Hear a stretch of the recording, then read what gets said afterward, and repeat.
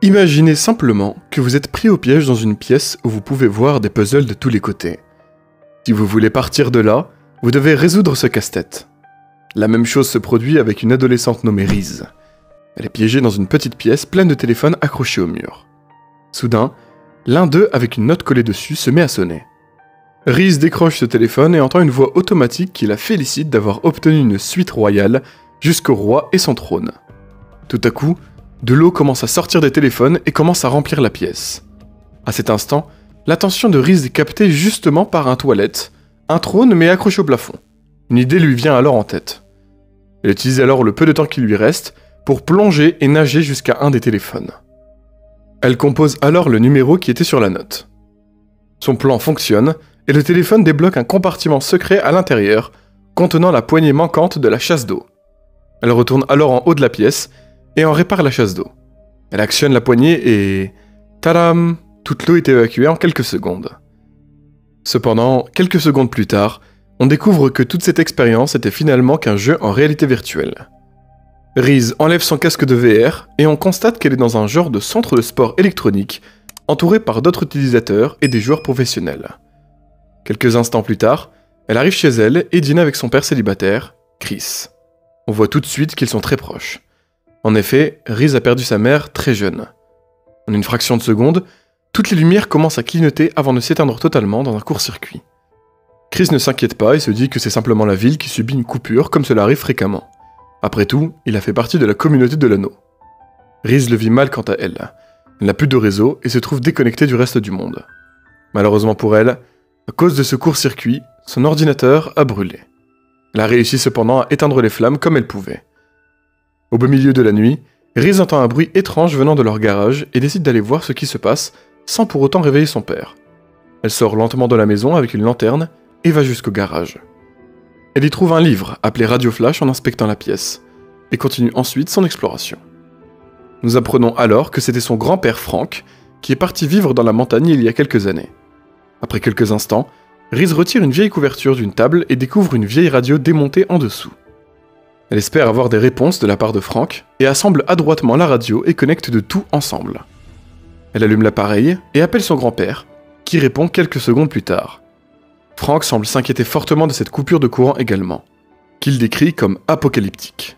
Selon lui, toute la partie ouest des États-Unis a été touchée par cette mystérieuse coupure. Il suppose que cela a probablement été provoqué par une onde électromagnétique, peut-être de nature terroriste. Frank reste en ligne et guide Riz pour trouver une carte et une radio portative qui les aidera dans leur périple.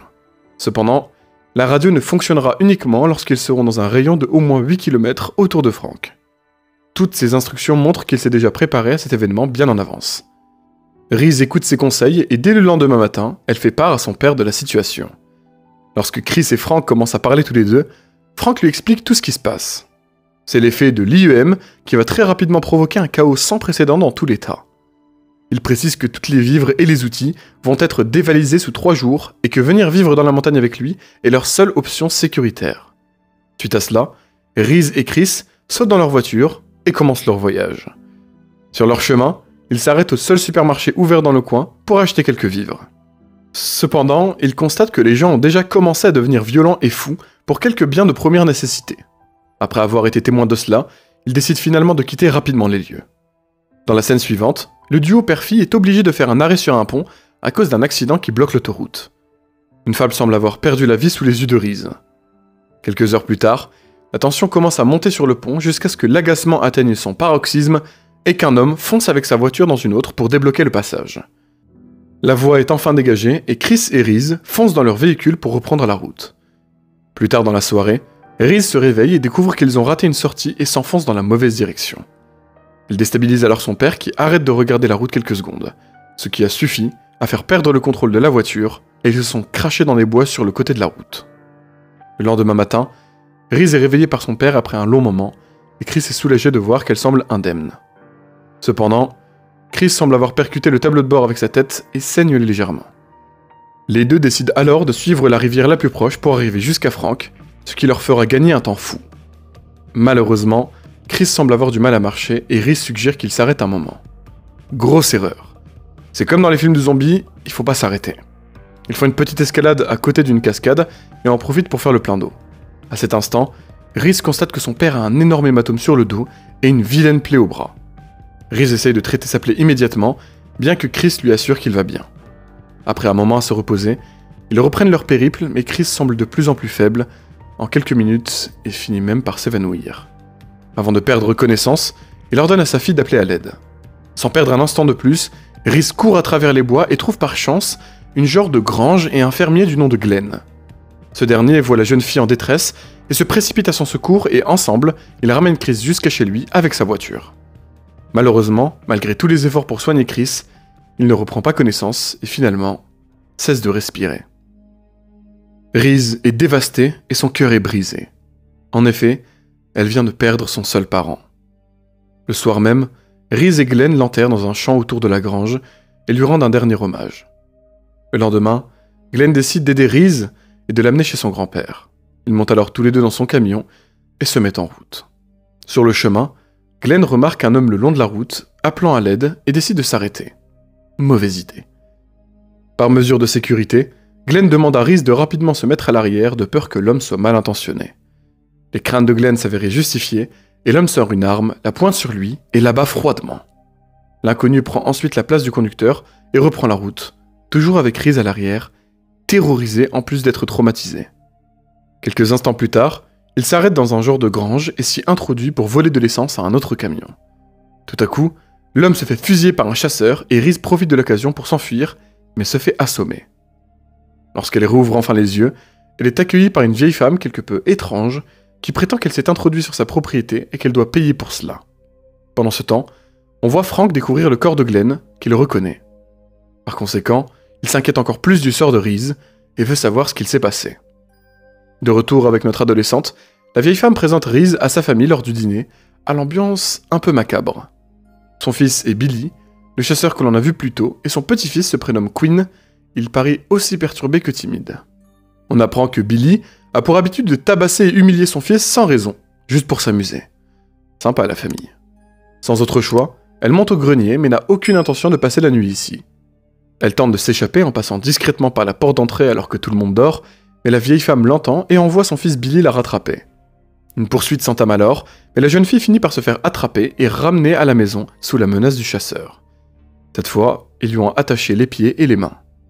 Rhys, qui cherche désespérément à s'enfuir de ce piètre Airbnb, commence dans un premier temps par couper les cordes qui la retiennent pour enfin se libérer. Cependant, elle doit maintenant trouver un plan efficace pour s'enfuir. À cet instant, elle remarque Quinn en train de l'épier et élabore un plan.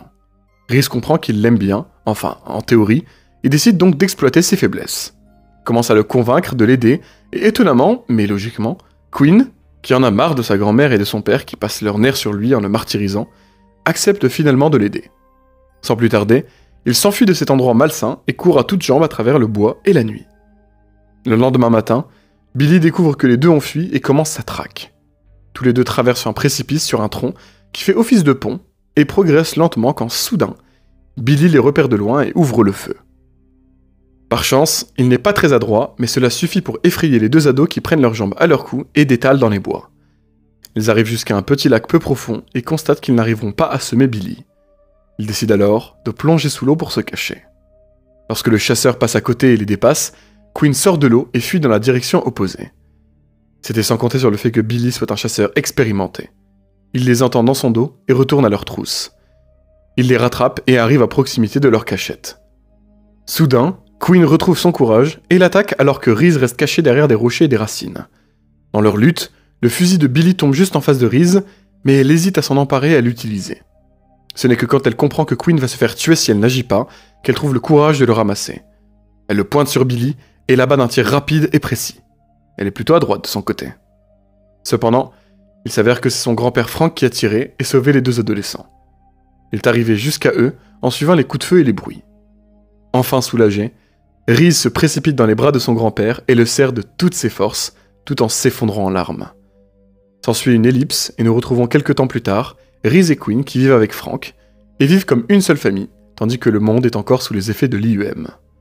Par chance, tout le nécessaire à la survie est disponible en abondance dans les montagnes. Le film se termine sur Quinn, qui allume l'ordinateur portable de Rhys, que celui-ci reçoit des dizaines de messages de ses amis, montrant que cette apocalyptique coupure de courant est enfin terminée. Si vous avez apprécié ce résumé, n'hésitez pas à vous abonner à notre chaîne pour voir plus de vidéos similaires, et n'oubliez pas d'aimer la vidéo. Cliquez sur une des vidéos qui s'affichent sur votre écran pour profiter de notre résumé.